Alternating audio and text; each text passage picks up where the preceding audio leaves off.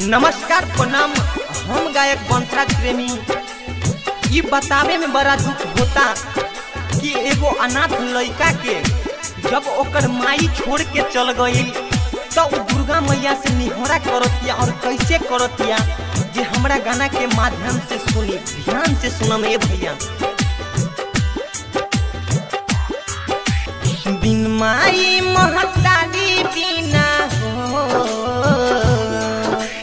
बिन माई महतारी बिना कैसे रही हाँ, अनाथ बन के जिंदगी है मैया कैसे कटी हाँ, अनाथ बन के जिंदगी है मैया कैसे कटी।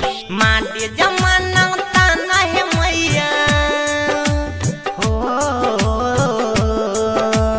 माटे जमाना ताना है मैया कैसे सही हाँ, अनाथ बन के जिंदगी है मैया कैसे कटी हाँ, अनाथ बन के जिंदगी है मैया कैसे कटी।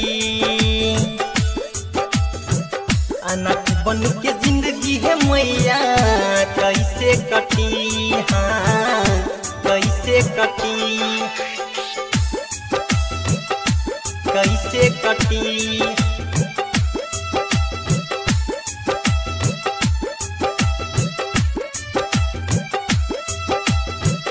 अनाथ बन के जिंदगी है मैया कैसे कटी हाँ।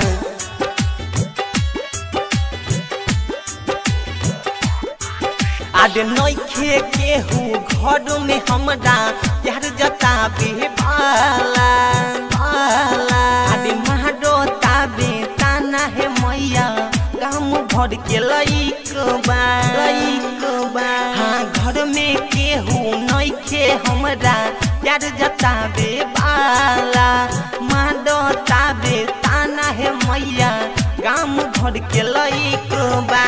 कबले दुख के जहर मैया हो, कबले दुख के जहर मैया हम सब पी हाँ, अनाथ बन के जिंदगी है मैया कैसे कटी दे। अनाथ बन के जिंदगी है मैया कैसे कटी।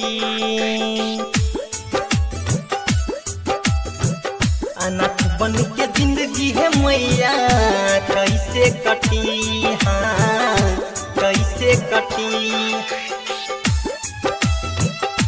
कैसे कटी।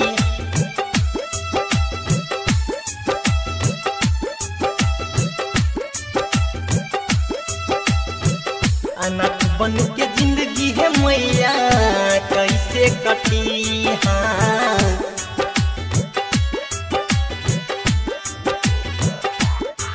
हाँ माई बाबू के प्यार ले मैया कबू से तोर पहचानी तानी, आडे केहू हमर सुनत पुकार नइखे सुन मैया मोरी मोरी। हाँ माई बाबू के प्यार ले मैया कबू से तोर पहचानी, केहू हमर सुनत नइखे सुन मैया मोरी।